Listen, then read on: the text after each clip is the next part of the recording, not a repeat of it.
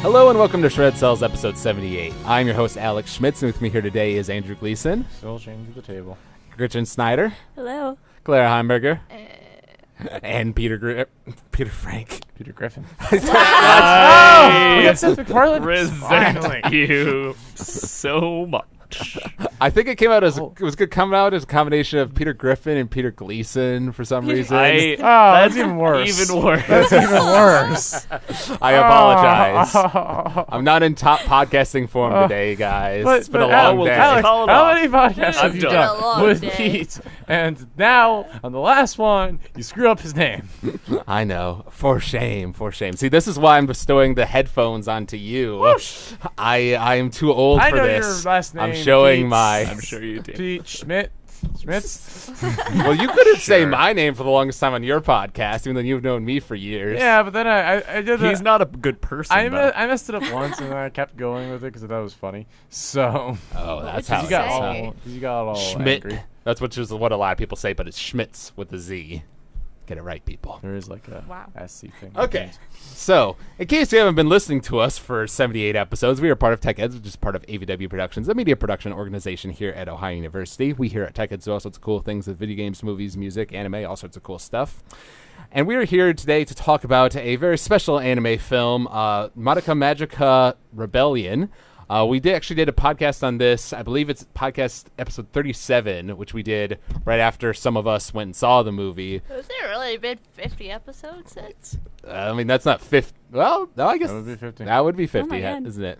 Maybe Close. it might be it's 47. Yeah, I'm like, Alex, come on. It's not that long I just since we listened went to to- go see this. This was No, only yeah, no. last, Yeah, that was this was last winter. You're right. No, it Yeah. was 47, not 37. All right, so My it's bad. 30. 40. It's still, 40 it's still, podcasts. well, that's Are a we little on- bit are we on better 80 because it's like No, 30. I'm confused. I it's can like a do math. podcast a week. That's not too bad. bothering. I just accepted what you said was true. I can math. I want all listeners to know that I can math. You can math very good, I Andrew. math so good. Alrighty then. So, we did that podcast before. At that time, it was just me, Andrew, and Gretchen, I think, because like we did it really impromptu because like that was finals week, but Yeah. the movie Oh, had yeah. kind of blown us away, so we wanted to talk about it. But now here we are. You know, the dub just recently came out like a week ago. A bunch of us watched that. So Most of us have seen this at least 3 times now. Yes, I think 3 for Minimal me. 3 times. I've seen it like more than This is 3 10. for me. I So- think you have a problem. A little bit, but this is 3, 4, somewhere. honestly one of my like favorite movies of all time, if we're being It perfectly makes you honest. feel better, Alex. When I got Princess Mononoke, I watched it 14 times in 1 week. I Yes. heard about So, this. yeah. So once a day. And we're not going to talk Twice about No, a that's day. twice a day. Well, it was a Stop. couple times because I would show people and I would just keep watching it, like Yeah. every single Because night. a lot of those times of me I watching loved it it. have been times I've shown it to people who hadn't seen it It's before. like Jeremy and Food Fight. It is like Jeremy and Food Except for Fight. he's watched it like 9 times by himself. I'm pretty sure it's more than What? that. Yeah, Jeremy's got a little I can bit He handle is it an one obsession. time. I can't handle it even one time. not even once. All right. But before we dive into our discussion on the film, we're going to talk about a bit of news in the animation we've watched since last time. And clearly the most important news that happened in anime this week is that today there was a new Star Wars trailer that came out. Totally best Indeed. anime news ever. My favorite anime news. I know, right? BB-8 is so kawaii. We did get that anime-esque TIE Fighter short. That was awesome. That was cool. But I didn't see that. we're not going to let this take up half of the podcast like it did I on your one disagree. Shattered Discs episode. That's good. Oh, We didn't have talking. anything better to talk about. Yeah, that's because you guys. Whatever. Anyway. So it was awesome. I was watching the live stream, It was so I got to pretty see like Kathleen Kennedy and J.J. Abrams, and like all the actors were up on stage, and then they introed the trailer, and it was awesome. Pretty cool. We were talking about whether or not this trailer that they're going to have for the Age of Ultron is going to be the same or something different. Otherwise, we get 2 trailers in a month. I hope that's it, because I mean, May is a special month for Star Wars, It's a special month for Star Wars, so and you know, it's also a special month for comic books now. So you know, so that's how it has to be. double stacking of nerdiness. In actual anime news, when Marnie was there, recently got an English dubbed trailer. Apparently, it's coming out May 22nd, being released by G Kids, the same people who released from Up on Poppy Hill. The 2 lead actresses are Haley Steinfeld and Kieran Shipka. I don't really know who they are, but the trailer sounded good. I like that movie. I saw the sub of it, so I'm looking forward to that. Movie. Yeah, I definitely recommend people go see it when it comes out. It's by the same director of Secret World of Arietti, so if you like that movie, you'll probably like this one reasonably enough. Digimon Try is getting a preview trailer on May 6th. They announced an announcement. I am so glad I went there to their website every day and clicked on an egg that had random Japanese symbols on it. It was so worth it. Did it pay off? Oh, we got a new image, too. Oh, yeah, it has an image of them sitting on a bus.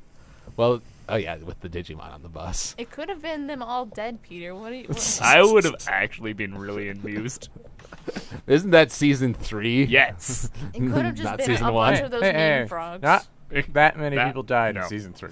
But you've talked about how, like, the Digimon quote-unquote die at the They end die. of that, except not really. No, They not died. really, because the ending got nerfed. It did. It did.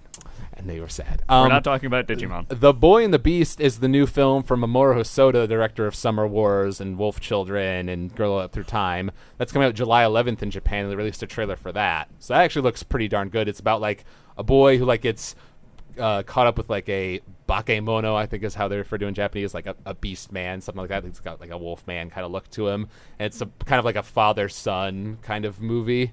So I'm like, it's the kid from Wolf Children who's grown up. I forgot about And that then, movie. I I liked don't that a know. lot. yeah, Decided girl it's parents. not The ending it's made me wolf-ish, but it's kind of like more mystical, like Shinto-y than that.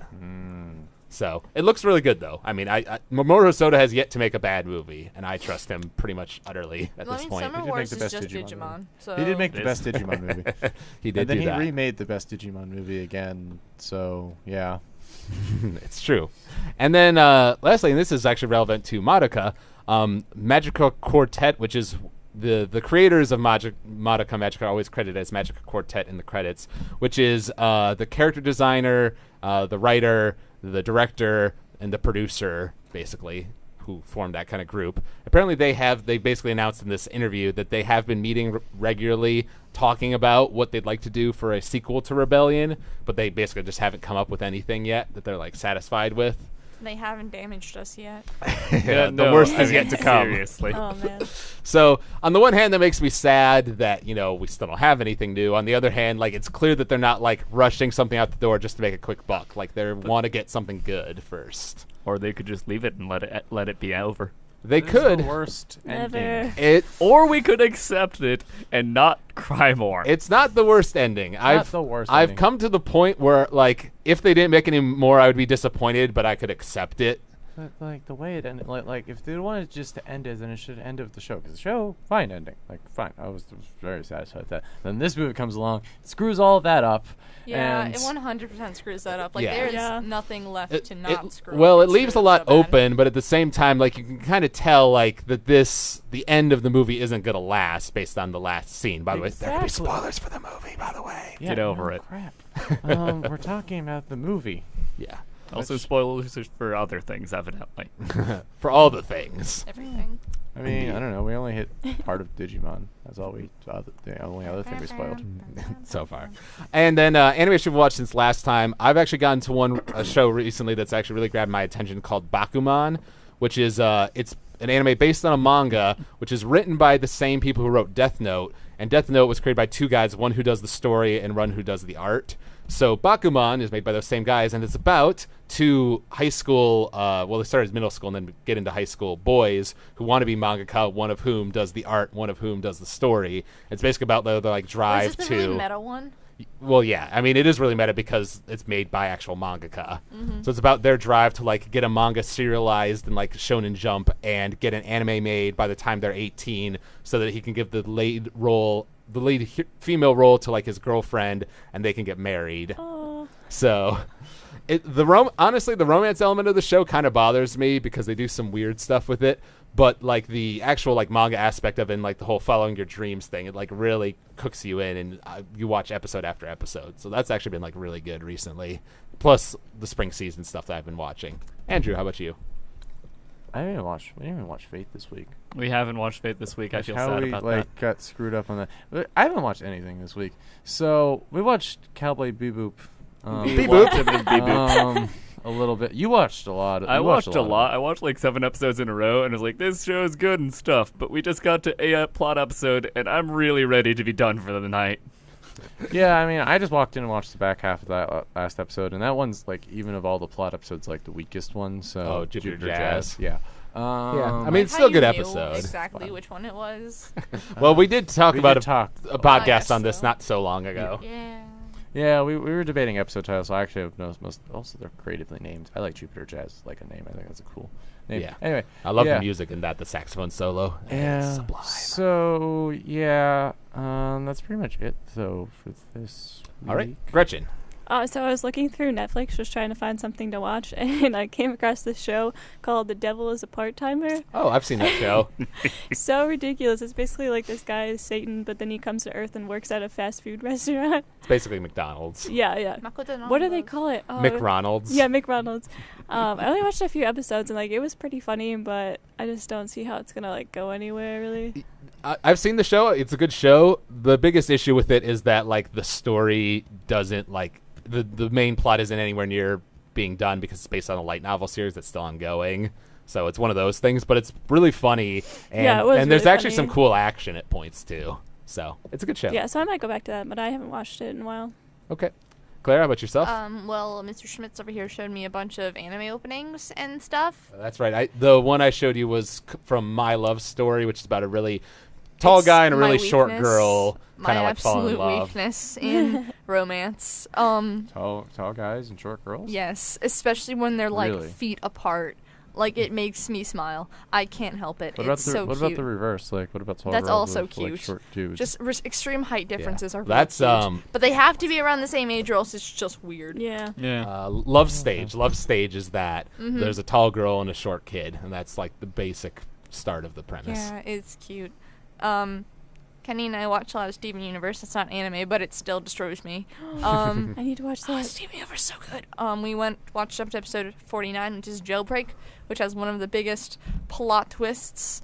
That going back through the series, looking at the little bits that they had foreshadowed with it that we just never caught on because we just didn't know. I don't want to spoil it because it's really awesome, but there were some pretty funny moments if you already know the plot twist. And I have to get to the newest episode because it involves Greg and Rose when Greg is young and in a band, and then they fall in love, and I'm going to cry. Ooh, is this gonna be like what's his name from Clannad? Yes. The band guy. Yes, except for it's more like she dies and Oh. gives birth to Steven, but then disappears because that's how gems work apparently. I see. Because apparently they have uteruses. But I don't know. Like they're pretty like a female-based race. Like they're all pretty agender, but I don't know. Apparently Rose is uterus, but and has baby of sorts. Oh, the babies. All right. I don't think there's anything else really. Beat.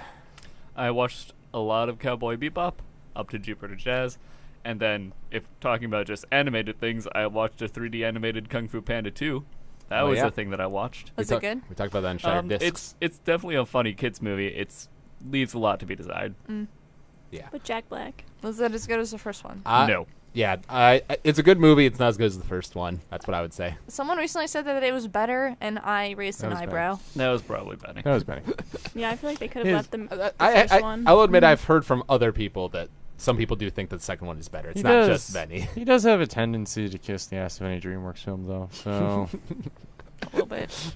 All right. So diving into the movie we're going to be talking about today, Madoka Magica: The Rebellion Story, a 2013 film from Studio Shaft that was released over here by Aniplex of America, given a dumb by yeah, indeed Bang Zoom Entertainment, the same studio that did the TV show as well. A fun little fact about this movie is that apparently there were about 2,300 storyboards made for this movie, which is Oh. apparently like way more than even my a God. typical like animated feature film would get, which kind of explains like the sheer like a number of shots in this movie. I So- mean, it does incorporate some pretty neat like stuff that isn't exactly animated, like all of the cartoony, cut-out looking stuff. So that probably took a lot of planning to do that as Yeah. well, and There's a then space happened. I guess there's a duo that are known as Inukuri in that work with Studio Shaft, and they're the people who do like the witch designs, and that's all based Ooh. like some sort of like Russian-based animation, like that very stop-motion-y, like kind of paper-ish look. So yeah, there was a lot of crossover there. I remember when Madoka first, like, I watched it, I'm like, what is this? What is this not animation? How are people not looking at this and going, why is this looking like this? Well, what's happening here? Why is there suddenly, like, a cardboard cutout fighting us? Like, this is really weird. And I don't know, just kind of grew to accept it, but it's still weird Yeah, to it me. was kind of weird at first. Well, yeah, but it kind of made... Honestly, that first episode is pretty traditional, like Magical Girl first episode, except for the witches bit at the end. You know? That's what made Like, it little stand cotton out. balls with mustaches are still my favorite. Oh, yes. I think those are the Anthonys. I think that's what they're called. All the familiars have names. Huh. But diving into the film, I kind of divided it into 4 acts because it's kind of interesting in that typically we always talk about 3-act structure with like movies and things. But I feel like Rebellion kind of divides into 4 acts because like there's like the place you think the movie's going to end and then the big doesn't. twist after that. So the first part of the movie is kind of what I consider to be like the first 30 minutes, like the fluffy part, for lack of a better term. But before we dive into that, maybe we can talk just a little bit, reminisce a bit, because I think everyone here except for Pete was on that trip we took to Cleveland College road to trip. see the movie back in December 2013. College road trip. God, Yeah. I would have loved to be in the car on the way back from that. Shit, I would have loved to be in the There theater was at a- that ending. Just Yeah, there was a lot of people turning to each other and just saying, "What did I just watch?" What happened? You'd have gotten to meet my friend Arthur. He and I mentioned this last podcast, but he and my friends do really awesome cosplays and win awards and stuff. But they overall were dressed as the magical girls, and he was Cube, and he was wearing like a suit with the ears, and it was pretty awesome. I've read things online of like people like at their screenings, like people screaming like "what" at the Yeah. movie theater and stuff. They were But like There were a couple. at ours, I remember being pretty like just like really quiet at the end. Yeah, Like we everyone's were, like, we I don't know what to we were think shocked and appalled, I No, think. there was like because there's no applause. There was Definitely no none applause of because like the credits started to roll and you literally just heard everybody just turn to each other and start saying like, "What did we just see?" that. Yeah, and we talked a little bit on the car ride back, but that pretty quickly died down because we were just all kind of like, I was so numb, Not- just stared out the not window on- the not whole like- time. Like we stopped and got food and then we talked for a little bit and then after that we were like, "Yeah, there's let's not just much play to say. music. Not much to say. Let's go back to fighting over music." Yeah, I thought our music was pretty docile though. Just some music passing around. There was a music passing around. Yeah. It was pretty fun. Yeah, that was fun. I still remember that trip fondly. You know, It was college like road Kenny trip. and College I road trip. were like rocking out to what we thought was American Idiot, and it was Canadian Idiot actually that Gretchen played. yeah, And we yeah. got so excited, and then it just wasn't, and we were a little bit I think we embarrassed. sang So you- Wicked too. Oh, You we could sang Wicked, say of course. you could say that you were the American idiot. We were the American Idiot. There you But, go. All right, so yeah, talking about the first half hour of the movie, which is basically like a giant like what AU. what Madoka would look like if it was a traditional magical girl show kind of thing. Everyone is happy and nothing is sad. I know, and yet but yet because of that, and because we expect things to be Madoka tragic, depressing, it kind of comes off as creepy and unsettling. Especially when their faces start changing. Well, yeah, but that's and after. No one notices. That's after the happy bit. Still.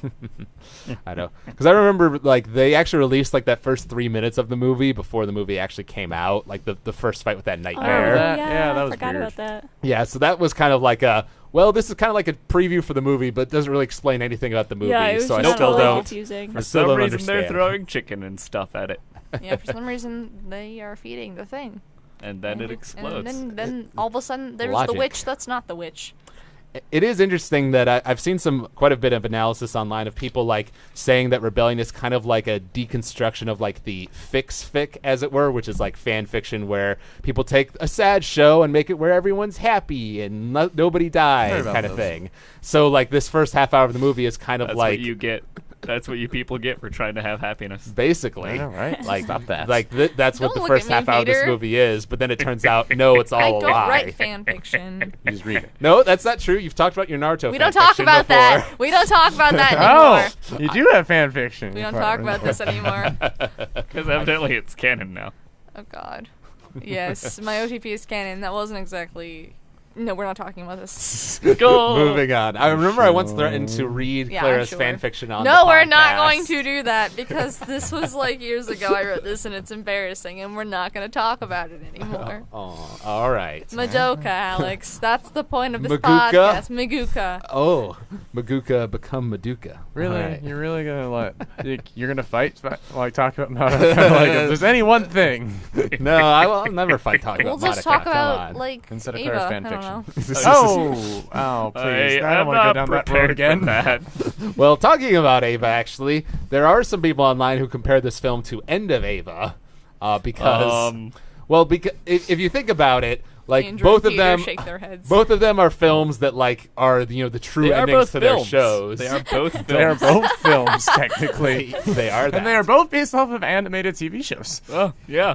Look at all those similarities. There's a lot of red in both of them. There is a lot of red in both of them, and there's a bunch of girls in both of them too. Yeah. Goal. Look at those similarities. All those similarities. It's a wrap. Of course, then there's the whole idea that End of Ava is terrible and Madoka Rebellion is actually a good movie. Yeah, Yes. Yeah, that is like my main like argument against them. Yeah. Yeah, well, I agree with that. But I mean, it is true that both of them were like the true endings to their I TV disagree. shows, and were very controversial when they came out and got the fans like really riled up and talking about it, kind of thing. So there, That's people actually a have thing that happened made for both of those. Yes. comparisons. That's all I'm saying, guys. Okay. And going back to that, like the storyboards thing I talked about before, I don't know about you guys, because I don't consider Rebellion to be like the prettiest animated film I've ever seen, or like the best animated of all the animated films I've ever seen. But I do think it is definitely the most visually dense, like in terms of like number of shots and like just how much they are throwing at Well, you. I mean, like imagine how long it took to do that gun scene. Oh yeah. Oh yeah, and just all like you mentioned the things, the like Russian art style that gets put in. Right. That clearly would have taken a lot of like physical work, and I was always looking at it as like, what is all of this? I need to understand everything that is happening because it is more interesting than Little Girl. I mean, even in the ending, when like combining the two styles and having them interact in a like, there were some times when it was like pseudo 3D, and I could tell like it was a sort of a model that they had just repeated over and over and over again. But at the same time, like just having the two styles interact in I a mean- very fast-paced environment. Yeah, I mean, honestly, that's one thing I do love about Rebellion is that there's like very little 3D in it. The only things I can think of are the bus. They do make the tooth. What would that be? Teeth. The teeth from Homo Lily 3D at one point, and then her dark soul gem at the end is like. Yeah. a Oh, 3D that looks effect. cool. It Well, does look some of cool. the blimps are also 3D. Yeah, the blimps too, but like Which are like just very there. minimal. Like 'Cause they blimps. just are there to catch on fire, I guess. They don't even have like balloons. It's just wire frames. Yeah, well, it's Shaft. They throw stuff in there just cause. So I guess so. It's literally all they do. 99 Talking about red balloons. Andrew, were you able to see the dub of the film? I watched part of it. Okay, well, I watched the last like 10 minutes, which were the important parts. I guess. Well, To be honest, he's seen the Japanese one, oh so yeah, it's I know. like I mean, times. you could still talk about the movie. I was just going to comment here about the dub in general, because I do think like I like the Madoka dub for the TV show, although I do think the Japanese is superior in that case. But I think by the time of Rebellion, like I don't know if it's just the time that has passed, like 3 years later or whatever, but I do think they've all kind of stepped up in their 3 voice years. acting chops. And I think they all gave like great performances, particularly Christina V as Homura. Like she knocked it out of the park. I really can't have any complaints with her performance. Yeah, they were all really good. Any other thoughts on the dub in general? No, all the voice acting was really good. I liked liked that it. none of their voices were just like really squeaky. Like Oh, yeah. definitely. Oh my god. The Yeah, so that was traditional great. teenage. I didn't feel the need Girl. to chug like 8 ibuprofen afterwards. I know, right? I was a little worried about Nagisa's voice, Bebe, because she's the most like moe of Yeah. them. But I actually really like her voice actress is. I don't think she's done very much. Her name is Xanthi Hunia. It's some sort of like Asian name, so I can't pronounce it very well. But she did really good. There was actually a. It was kind of funny. There was a live tweet event with like a bunch of the voice actresses, like a couple days after the film came out in dubbed. Like a watch the movie and we're gonna live tweet about it. And so I was kind of following that as I was doing some other work. And Christina V and Carrie Kiranen, who's the voice actress for Mommy, got into a fight about like was Homura right or wrong, and it turned into Team Mommy versus Team Homura, and became a Pretty whole sure thing. Homer is wrong. Yeah, Homer was actually really Well, wrong. we'll get to that. That's going to be the second half of this podcast because I have a pretty good argument for why Homura was pretty right, even if not totally right. But we'll get to that later. One thing about the dub that I was pretty concerned about was the cake song, because that's like a Japanese limerickal like rhyme game thing that would be made like little sense in the Japanese version. it would At be like least to us. really hard to translate, I'm sure, but they actually did it like pretty damn well. Is They it did it- actually like a thing that they say? Like, is it actually like a children's song, or did they make it specifically for this? No, it's based on some sort of thing. Like the idea is you say something and then you like pass it on to the next person, and they're like Oh. talking in like in rhyme or syllables or something like that. Rhyming in Japanese is hard. Yeah, it is based Oh on an my actual God. thing. I'm like they did just about as well as they could. It was still a little bit cringy for me though. Well, Yeah, the song same. in general was cringy for me. Yeah. It's It was just weird. The whole concept is kind of weird.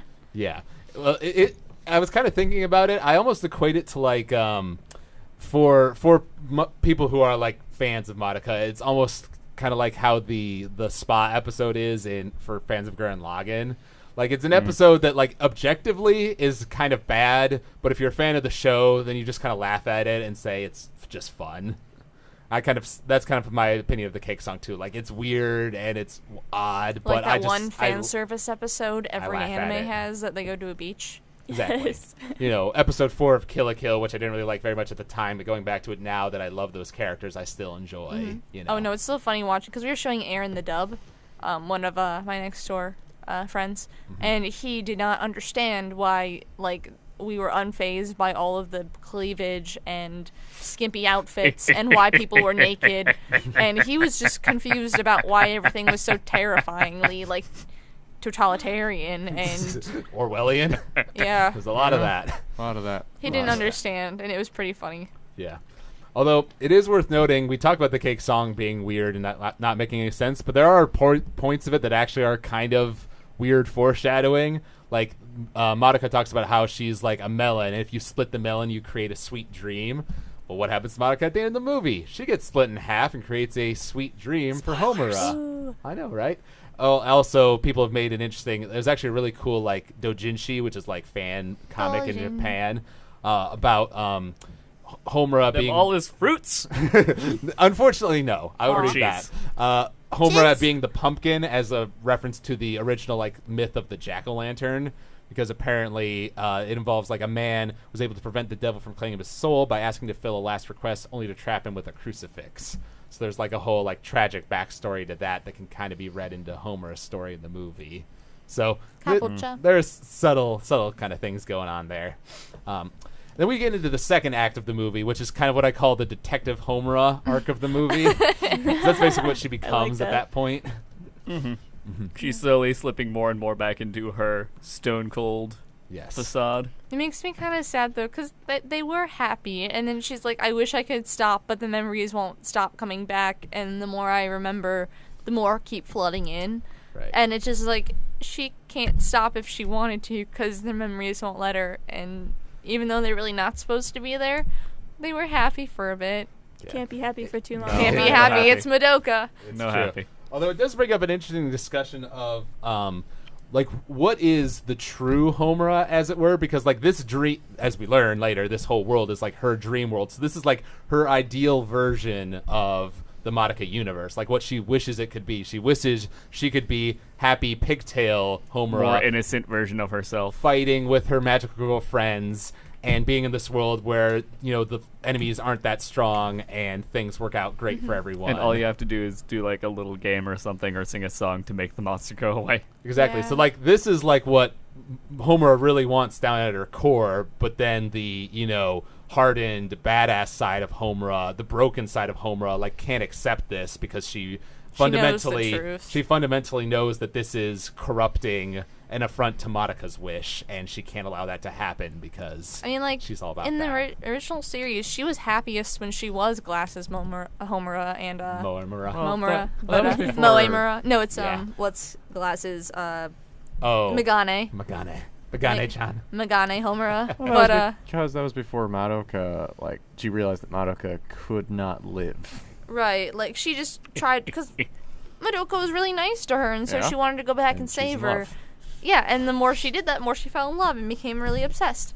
So and then it got creepy. yeah, And then it Really gets creepy. obsessed. Yeah, but Yeah. we switched into creepy territory eventually. But that was before Ayo. she realized that she couldn't save her, and that the only way to save her was to give her up, which was like this horrible thing that she couldn't deal with. So that is like why she's so broken. She's like, no, this is not. I've tried so hard to create this reality where all of us live.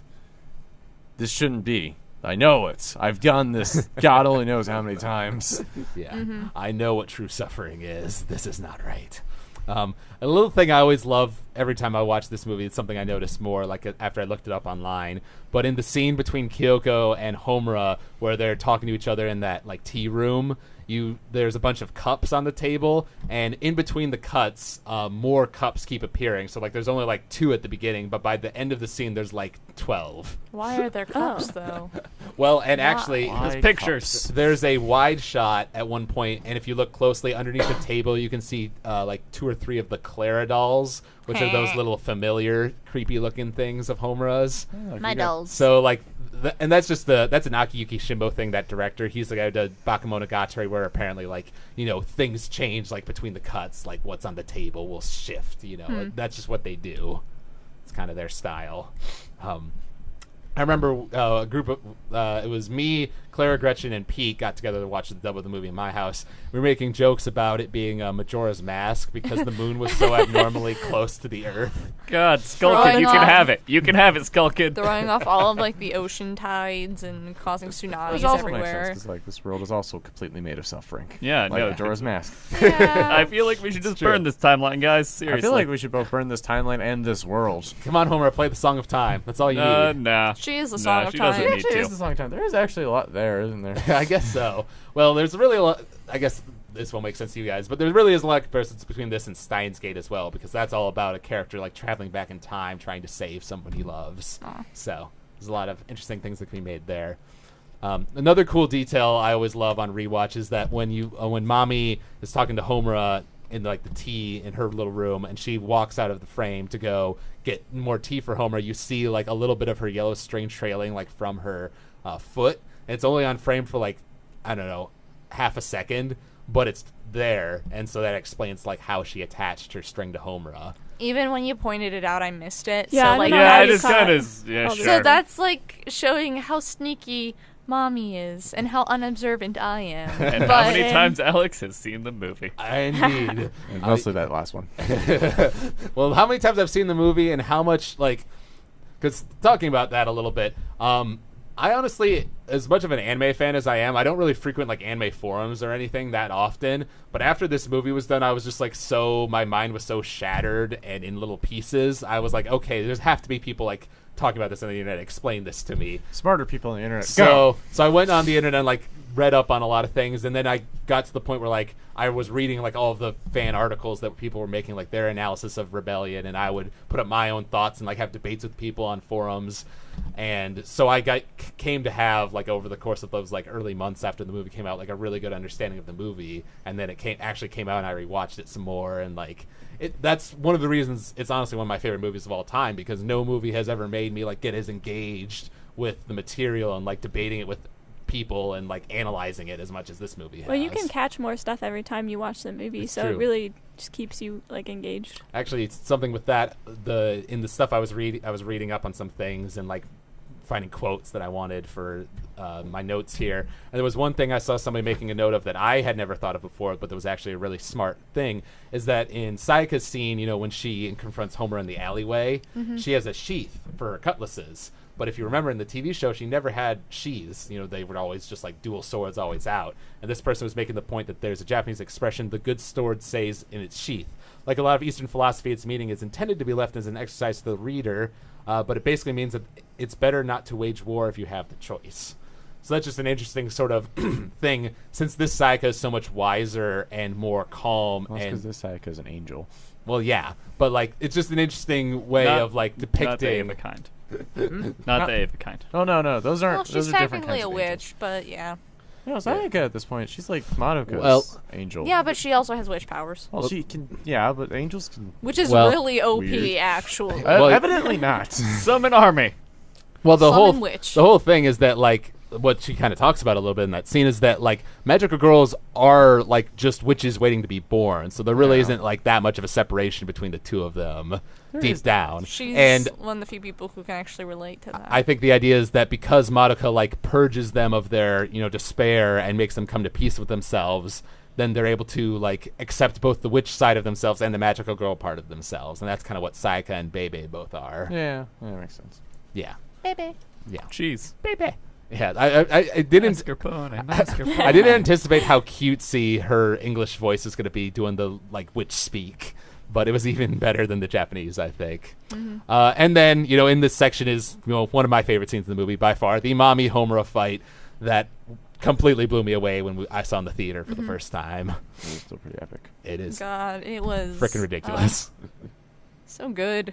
And it's just like I just love it for like the editing because it's like just pretty simple, like back and forth between the two of them, but it just builds an intensity. I especially love that part where they both land on the ground and they're both like swinging their pistols towards each other, but then like Mami will kick Homer's pistol away and then she'll kick like Mami's gun away, and they're just doing that like back and forth to each other. Well, like there's that one part where they both like have the guns to their faces, but they both have this like look of horror in their face. Like, do I really want to kill this person? They both pause.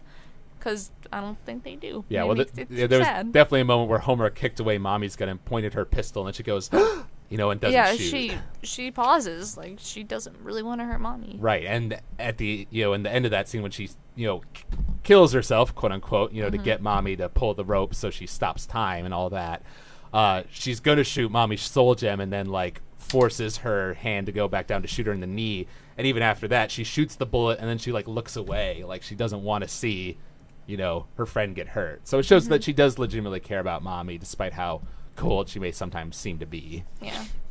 I talked a little bit about the Sayaka scene too. That's also one of my favorite scenes in the movie. Particularly loved Sarah Williams as Sayaka's English voice actress, and I think she really captured that wiser Sayaka really well. I liked her voice a lot. Yeah, she's also the voice of Nonon in Kill la Kill. She's got Her voice is spot on in Kill la Kill. Oh my It really god. is, actually. Yeah. Well, actually, and you might not know this, Madoka's voice actress is Mako, and she is terrific in that. That's actually a very Mami terrific. is Satsuki. Christina V as Homura is actually Homaru, the assistant to Raggio later on. So much overlap. Yeah, no, like all of them, because it's the same company, Bang Zoom Entertainment, that did Kill la Kill. So there's a lot of crossover there. Another interesting little thing, the Clara dolls at one point in the movie, when they're like they throw the tomatoes Pomegranates. it is pomegranates. You're right, they're not tomatoes. Tomatoes are later. Those things are so hard to get out of everything. Yeah, the pomegranates at like that statue of Madoka, they say God is tot, which is a German quote for God is dead by the famous philosopher Nietzsche, which is apparently it's not so much saying that like actual like God is dead, but more like the concept of God is dead, like in the modern world, because of secularism has taken over, that kind of thing. That's a whole philosophical reference. But there's a lot of Nietzsche quotes in this because he was a very like nihilistic philosopher, which kind of fits the tone of these movies for sure. It's never fun reading Nietzsche. It is literally never a fun time. That's because he's a very old German, bitter man. Yeah, like there's not those are not fun reads. Yeah, and apparently the Clara dolls also at one point are saying Fort Da, which is a reference to Freud, because apparently he did some experiment with a kid that had to do with Fort Da, which is the German words for gone and there. Had something about the disappearance or reappearance of objects having to do with like the mother and some Freud silliness. Avoiding. Yeah. Freud. But point is, Freud is the worst. Another reference. There's if you pay attention, there's this, I think in the opening scene with that first nightmare, there's a sign that says like welcome, or I think that one's welcome to cinema, and then later when Homer goes down like that weird tunnel, it says enjoying the movie, like question mark. What? Fight me. Yeah, Because there's a whole thing with Too meta. there's a whole thing in Too Madoka. meta. If you think about it, like you know how like the first episode starts with like a film strip, and like you hear like the noise of the projector starting up, and like at the end of the TV show, like it's like a projector rolls out is like the end of the TV show. I remember. It was all that. directed by Homura. Can't believe. She's Dun dun obsessed. dun. So I don't know. I can't analyze just a that D&D myself. I don't campaign. understand it, but there's definitely That is some literally the worst film, D&D whole campaign. film thing going That on. aspect. I would Yeah. have quit that campaign. You know, there's in Homura's magical girl transformation sequence early in the movie, there's like a bit where it like goes into like frames, and there's random when I say runes, it's the witches' runes. Like in Madoka the TV show, like you'd see those runes appear like in the witches' labyrinths, but they are actual words. Like I don't know how they've done this, but Madoka fans have actually translated it. They So have more like dedication. Or they made it up. Or they made it up. So they they spell out like the names of the witches and stuff, but like during Homer's transformation sequence, you see these flashes of like rune messages like coming up real fast. And apparently, when they're translated, they say, "We grow bored, master. I want to die. Death is glory." So Oh my god. Oh, yeah, That's terrible. well, there's a lot of that. A lot of that if you look up all the rune stuff throughout these movies. well. You know, there's a little rune message below that like statue of Madoka that says "Who is dreaming" in German. You know, so apparently there's also a message on the wall at some point that says, "I'd like to thank our customers." So I feel like the animators are just kind of like trolling the audience. Yeah, they also have the for They real. Live Well, I thing. mean, with that ending, yes. Well, yeah. This is Hold on, your hold on. god now. It's like They Live. God. They Live is such a bad movie. I love They Live. Is it just like that? Just like the runes of the real world, and you just need the sunglasses to see it. Get Roddy Piper. I honestly Roddy haven't seen Piper. They Live, so I can't speak Do on not. that. See it. You should. You should. It's the most subtle movie. Oh, You'll it's ever so see. Never ever figure out what it's about. It's so open to debate. Oh, goody. It's so deep, guys. It's so Very. deep. All right, and then we have what is like my favorite scene in the movie. Honestly, the scene between Madoka and Homura in the flowers, Cry that every field of time. flowers, which is like the most emotional scene in the movie, and really the definitely the turning point for Homura, because that's yeah. the time where she asks, tells Homura like I went to that world far away, or in my dream you went to so far away that I couldn't see you again. And then Madoka says, like, no, I wouldn't want to go far away. That would make me too sad, make you too sad. I want to be apart from any of you. And Homura, like, starts crying, like, flashes back to her first meeting with Madoka and thinks, like, that would break your heart. And I should have stopped you. I should have, done whatever it took to stop you from doing that back then. It's not like she developed as a character in the time between. Yeah. Which is what's interesting that people bring up, like, talking about, because this is, like, the true Madoka. Like, this is... Actually, no, that's actually not true because this is the post development Madoka. She just doesn't have the memory. Yeah, it's the Right. post-development It's the same Madoka. personality type though. But her memories have been reset, so she's honestly closest, I think, to episode 10 Madoka, which is in the first timeline where Homura met her, where she already was a magical girl and everything, and she was like fine with that and like didn't show any of her shyness and stuff. So that's the kind of Madoka we're at now. But it's interesting that Homura realizes that. She says to her after she says that, like, I know that you're not afraid of making choices, even if it's something you must do. You would have the courage to go through with it when the time comes, because you're that kind of person. So she understands that this is the Madoka who doesn't know about witches and hasn't gone through that development she went through in the show. But the point being that it was a sacrifice for Madoka. Like, the ending of Madoka Magica was a bittersweet ending. It was not a happy ending. No. And while Madoka no doubt gets a lot of fulfillment from saving magical girls and being the law of cycles, at the same time she is giving up a physical life and is giving up that opportunity to be with her family and friends and all Wasn't of that. Joan of Arc a Maguka? Joan of Arc was a Maguka. I think Okay. there's a spin-off Confirm. manga with her. Confirm Maguka. That was another thing I think in that same interview I was talking about. They announced there's a manga coming out in the summer that apparently it's got something to do with the Wraiths. So apparently it might Oh, fill in yes. the gap between the TV show and Rebellion, which is actually like very interesting if they actually do that. So I hope Because no one knows what they are. we They're really the don't. sadness. Of They're the bad sadness things? of Yeah. the world being manifest. I guess, but I mean, they weren't there originally, so... That's because the witches were there. Yeah, That's but... because little girls, that's because teenage girls are the saddest thing. Did you watch Virgin Suicide? You weren't there for Virgin Suicides, but that was also about how the sadness of little girl, of teenage Cube would have girls. been all over that movie. Oh my god, wasn't it? God, no, I love how Kyubey's like, humans are too illogical, and Homer is like, no, you're staying Okay, here. no, Alex, we just have to get Zero Dark 30 somehow mentioned in context, and we'll discuss it We'll with the mention podcast. all of the movies from your podcast. Yes, and then I Okay. can plug my podcast. Oh, good. That's Andrew and I have this battle of plugging each other's podcasts. Which you should totally go listen to Shredded Cels. It's awesome. All right. And then after that is the big scene where Homura like goes on the ride on the bus, basically realizing I am the witch, and everything catches on fire. But Homer, Basically, you are the demons. always the demons, you know. And then John was demons. And It wasn't.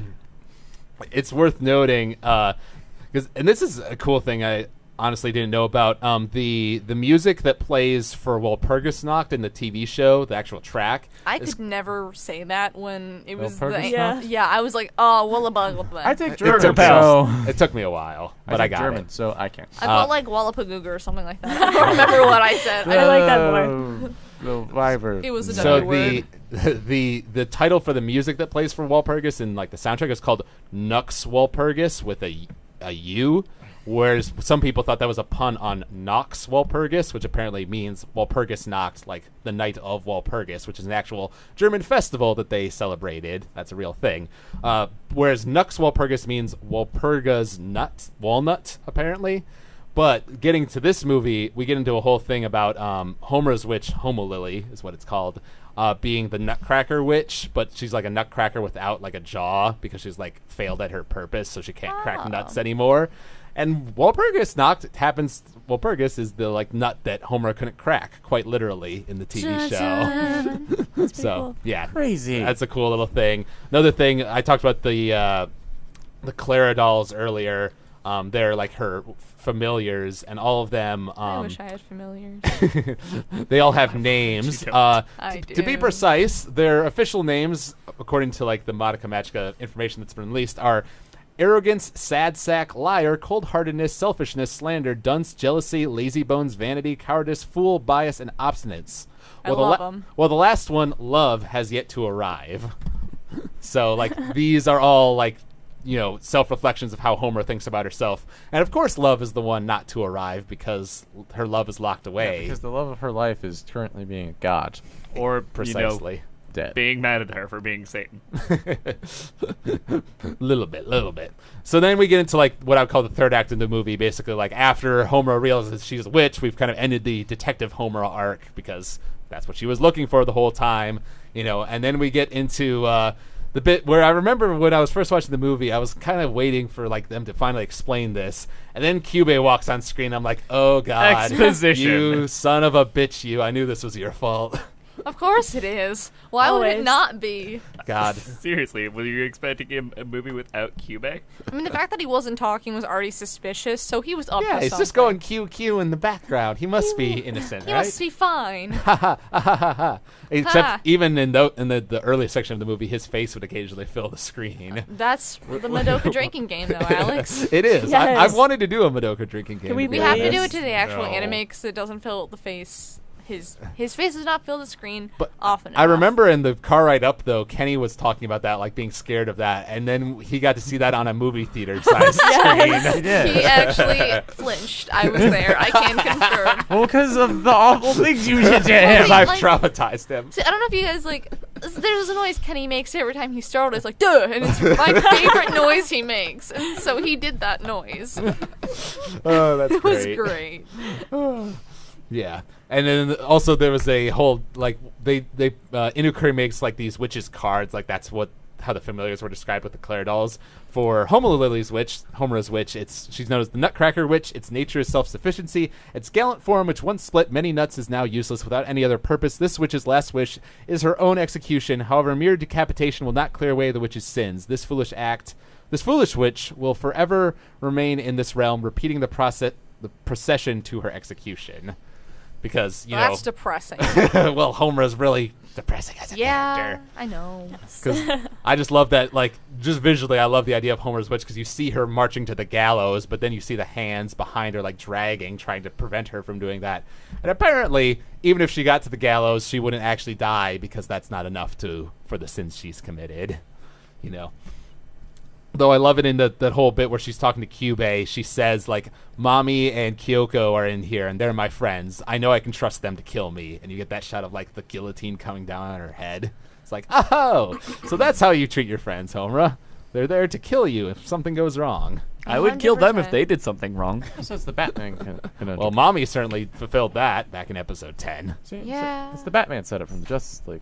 It It's is. what Batman's there. He's like, yeah, I've created plans to eliminate all of you in case that, you know, you guys ever get mind controlled or go evil or whatever. And Who then did they're Mommy like, shoot again? I forget. Was She it? shot thought it Kyoko was and then Ky- was going to shoot Homura, and then Madoka shoots Mommy. Yeah. That was the thing that happened. That was a thing that happened.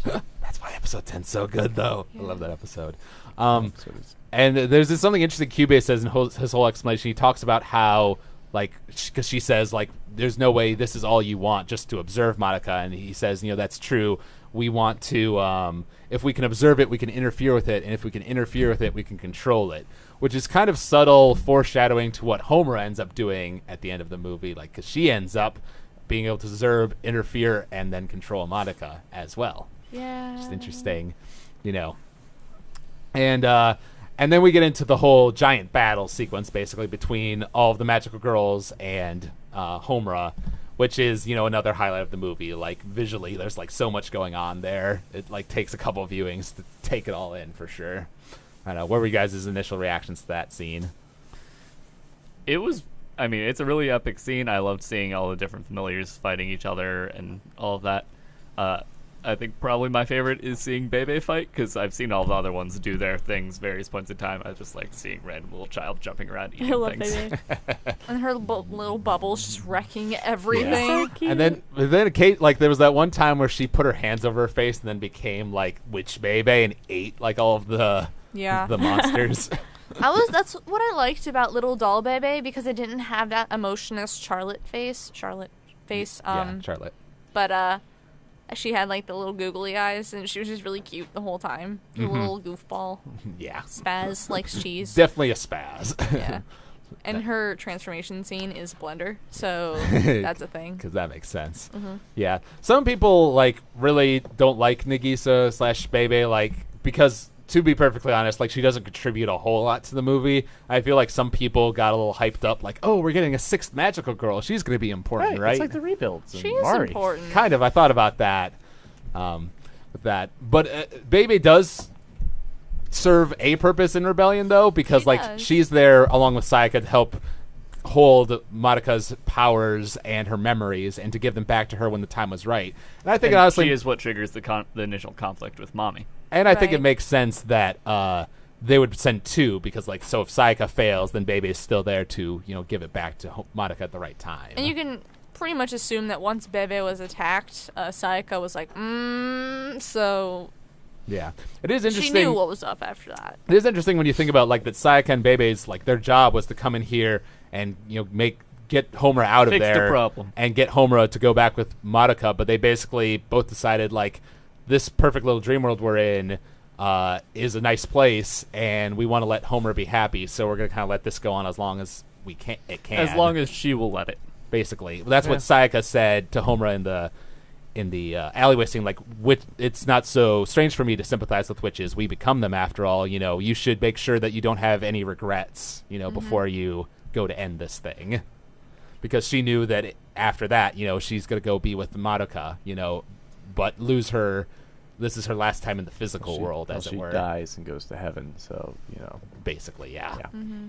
Yeah. So I love the whole witch fight scene.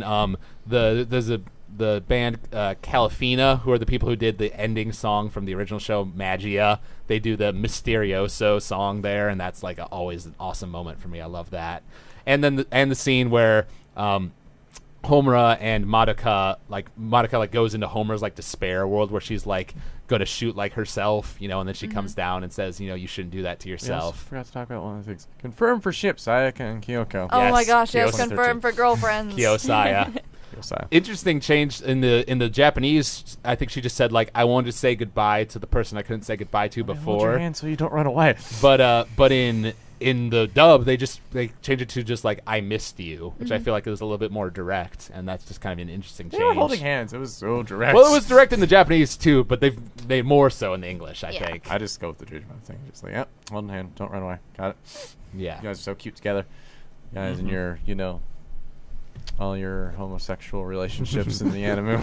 All the Yuri. Madoka's full of all Well, that I mean, Yuri. like, It well, is because that was a actually that was a 100%. very homosexual moment It in was Digimon. literally the Most- gayest moment in Digimon. Yes, moment.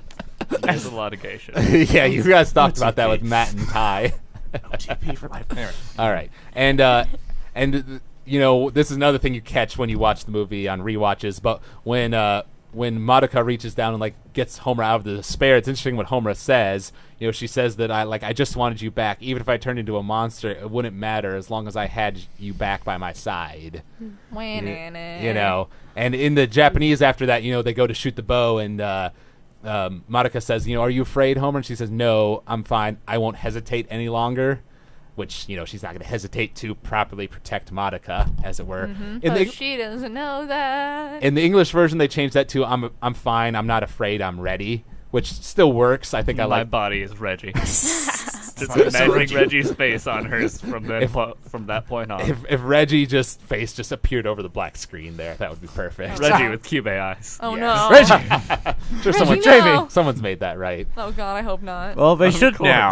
Well, I was thinking of giving There you like go, making Internet. I a got you one. making a gif of that like shot of the Madoka's arrows coming down to Cube and like tearing through his face, and giving that to Kenny He just would so he could get some Yes. catharsis, He would appreciate that. He I'm sure would. you could. some therapy or something. And now we get on to the fourth act of the movie, the part where everyone thought the movie was going to end, and And then And then the writers decided that you don't get a nice end. Urobuchi laughed at us and said, Then he "Ha." decided to go all Ano and make everything weird and go full Gynax ending. Indeed. Gynax ending for the win.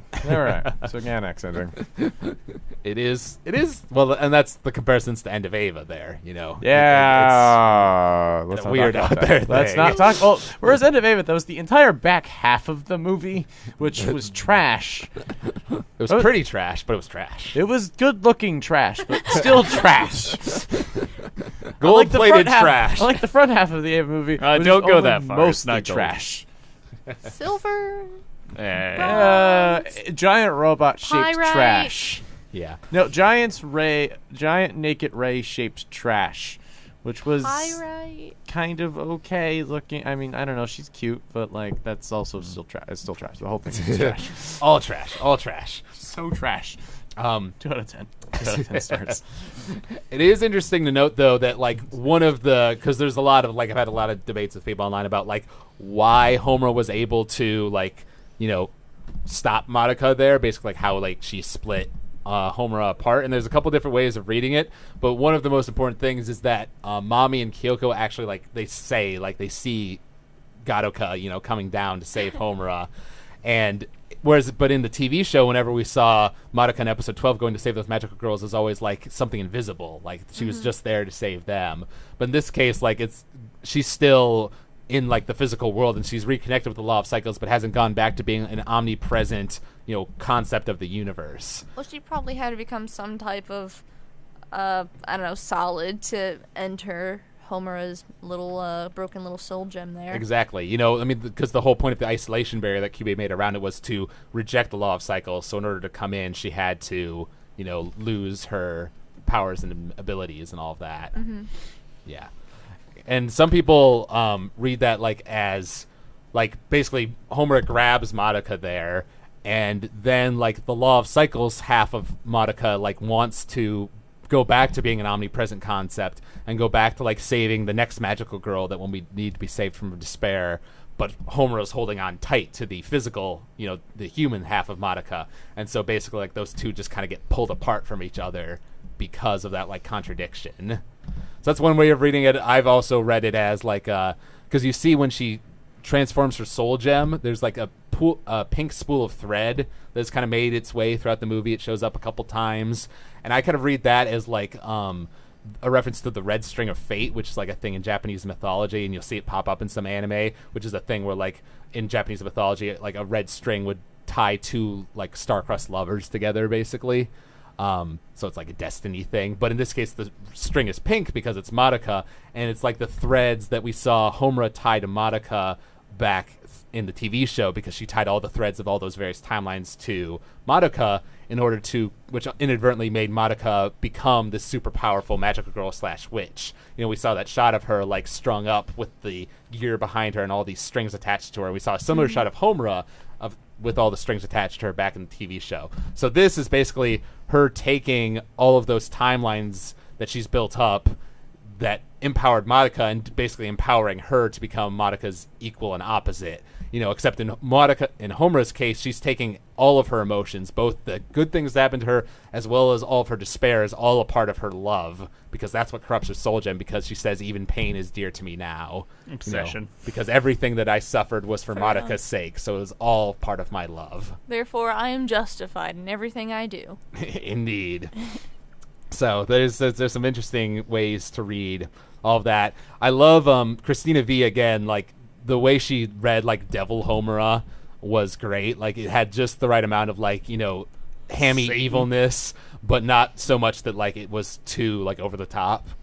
Because there's actually two different takes of the Japanese voice actress's performance for that scene.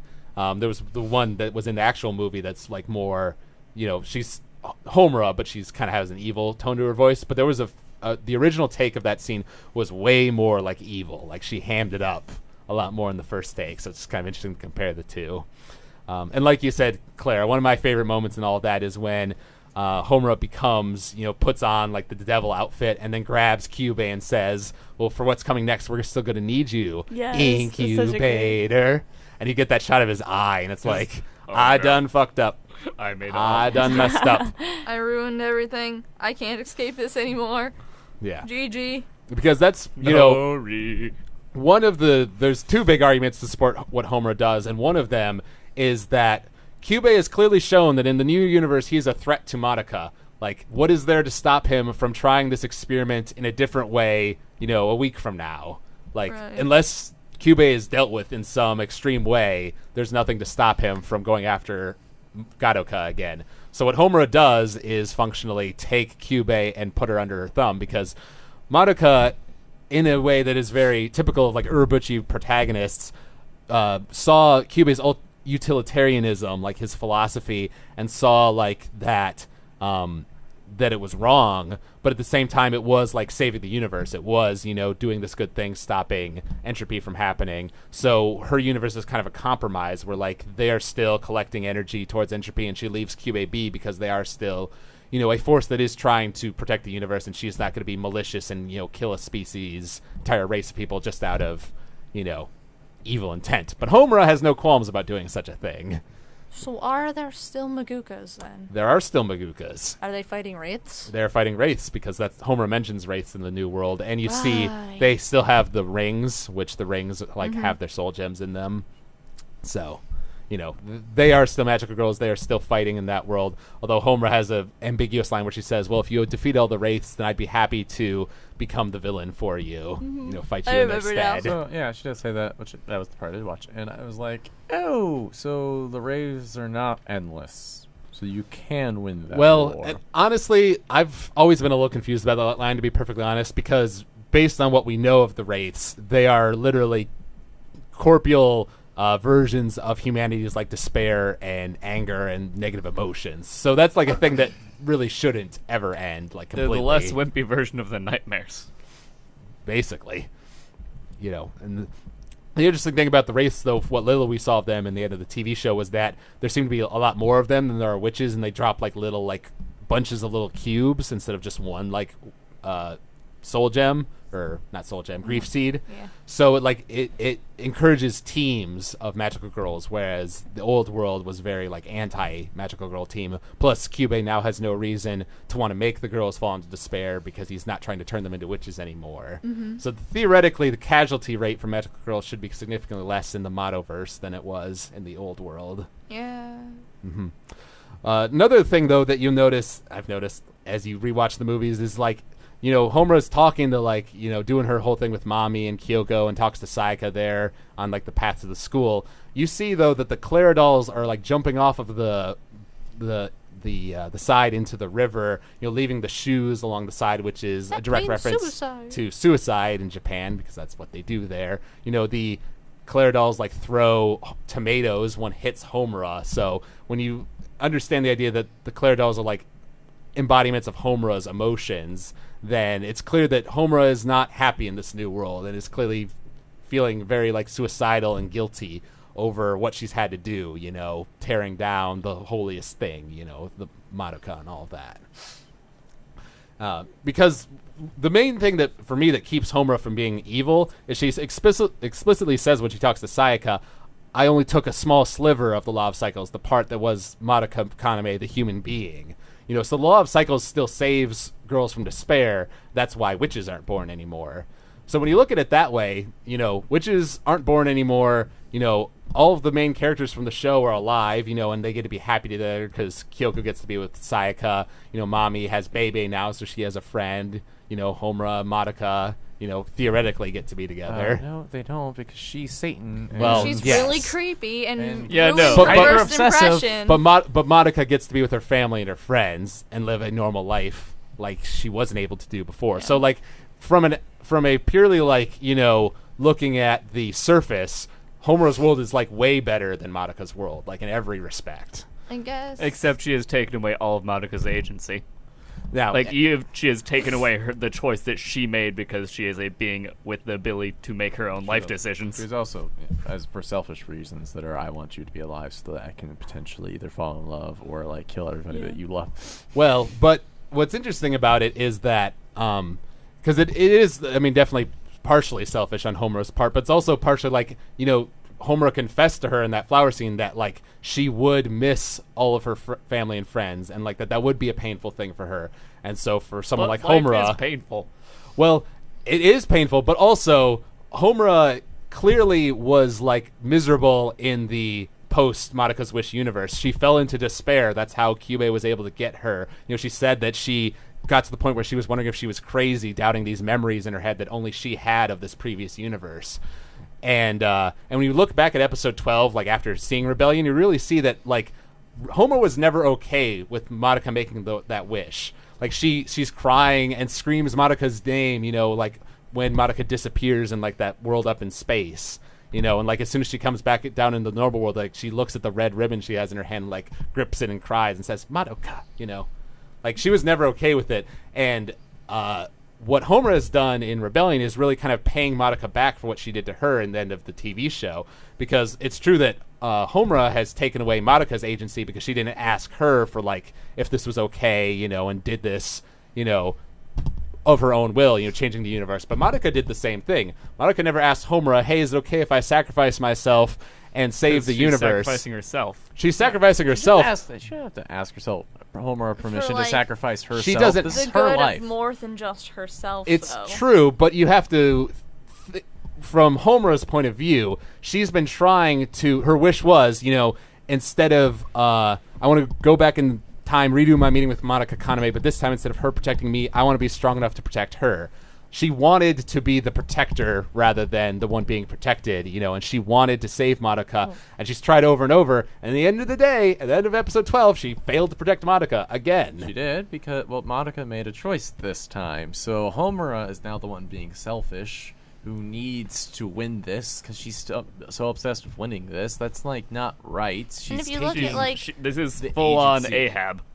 This is full on Ahab, and it's also like in this like borderline like Rape? controlling abusive relationship thing going on. I mean, it's definitely a twisted relationship. I'm not going to deny that. I'm just saying it's not like purely evil. Like it's a complicated situation. It's but if you like purely think evil, about but- it, like Madoka pretty much made her wish to get rid of witches so that magical girls literally everywhere would not have to go through despair and turn into witches and be sad and miserable and then have to die after being consumed by everything terrible about themselves and their wishes coming back to haunt them.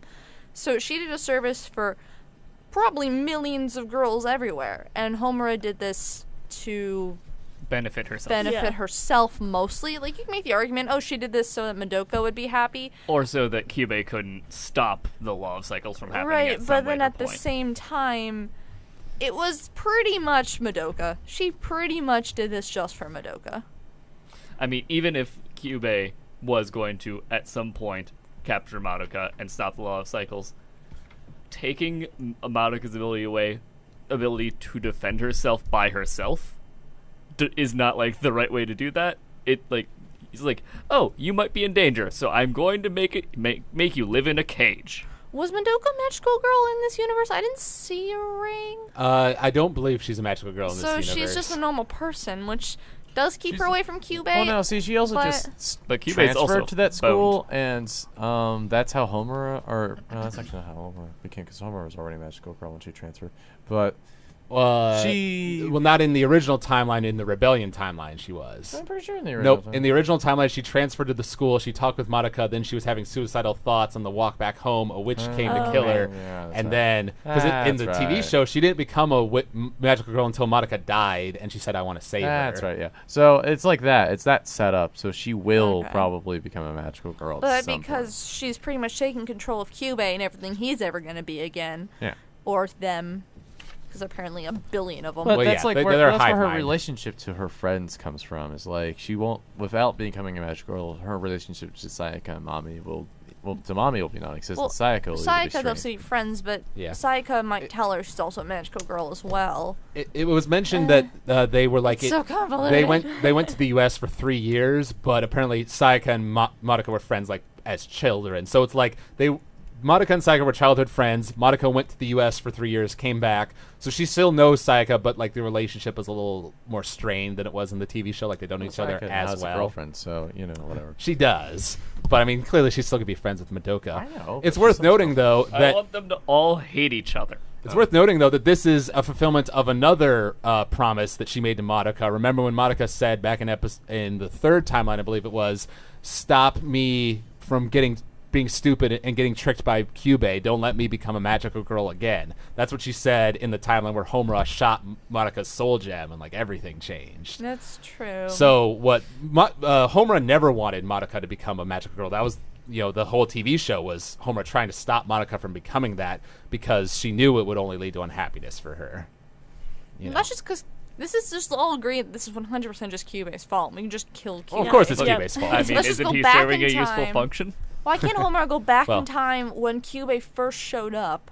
She did Stop try to him. do that. Like, That was the first episode. I mean, like when he first showed up. Like at the spawn of their species. Well, Yeah, but it was shoot him and then come back. Kyubey said though, like if in the TV show, if we never came to this universe, you humans probably still be living in caves, And I don't think that that's like totally true, but it is worth. I mean, we saw that like he was with Joan of Arc, Cleopatra. He influenced history. If you went back and erased it, so Kyubey never came to Earth, it would change Earth drastically. Probably not for Reset the better. button. Reset button. And that would No, then we have to deal with them doing the story again. it is true that what Kyubey is doing is like pushing back entropy. Like if we took that away, The world would end. Oh no. yeah, Oh, then no. would, Oh yeah, would the no. world be Natural destroyed? natural Not in our function of the lifetime. universe would Yeah. happen. Yeah, and some people say that like Rebellion is like totally divorced from the TV show because it kind of like it's called Rebellion. It kind of rebels against the end of the TV show in a certain respect. Oh, God, yeah. But it does also tie into it in a lot of ways. One way I think is really brilliant is back with what Junko said, Madoka's mom, back in episode 6. She gave that advice to Madoka about like sometimes in order to help your friend who thinks that she's doing the right thing, you have to do something wrong, make a mistake, to like, get them to realize that they're on the path to self-destruction, because that's when she was talking to her mom about Sayaka, because Sayaka was all like being justice at that point. Justice. So the same thing can be applied here. Homura did something wrong, in order to help her friend. And that just plays really nicely with what Junko said back then. This is complicated. It's very It is complicated. It's also worth noting that where's my quote here? With because Urabuchi had like some quotes after the movie came out, like the Blu-ray came out, like there was this whole thing of interviews. And it's interesting to hear his kind of like reasons for why like the movie turned out the way it did.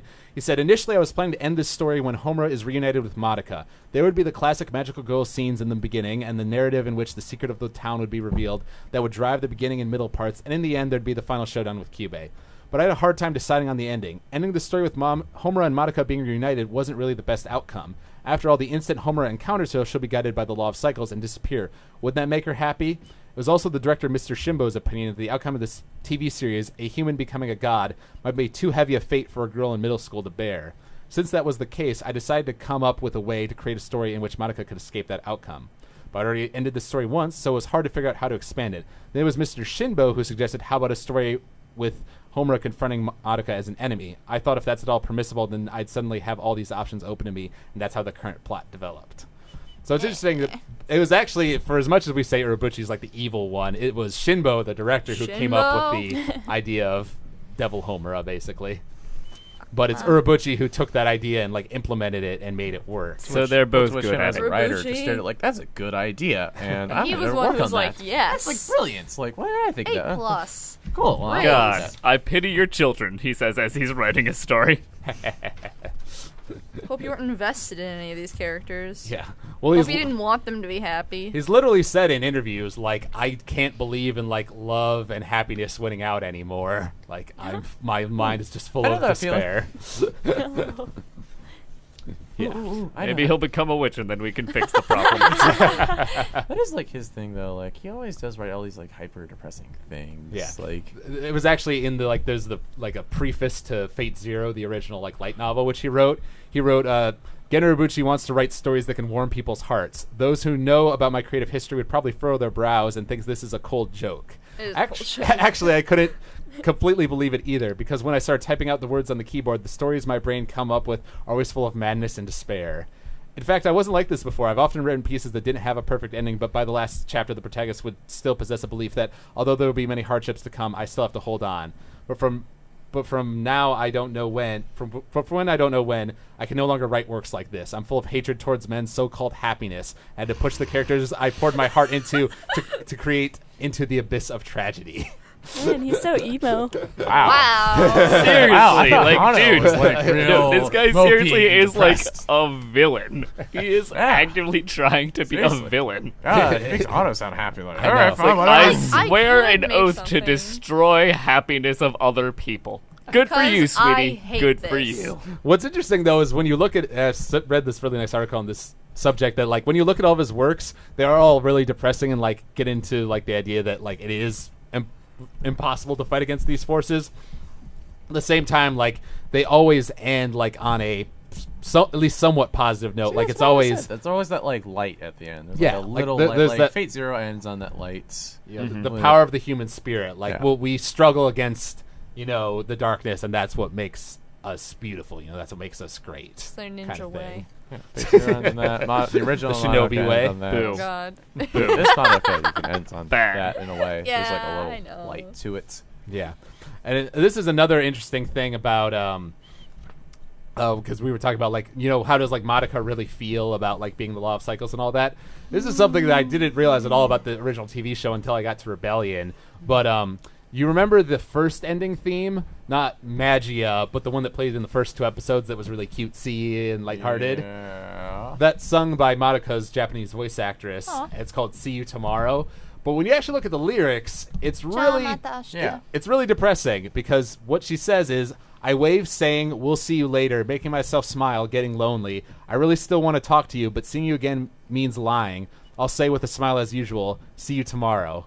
I pretend I'm used to being alone, but I'm not that strong. So it's pretty easy to read that as Madoka... Girlie, you're not alone. You've got an army of prepubescent girls that are just begging for your help. Post episode 12 talking about that. You are not alone. So... Thing. So, I mean, that's what makes it interesting, you know. Although, like, Madoka is with, like, all of the magical girls she's saved, and I don't doubt that she gets, like, fulfillment out of, you know, saving everyone as Gadoka. At the same time, she has sacrificed these things. And for someone like Homura, who both, A, thinks that, you know, anything except Madoka being, like, as happy as possible is, like, a really bad thing.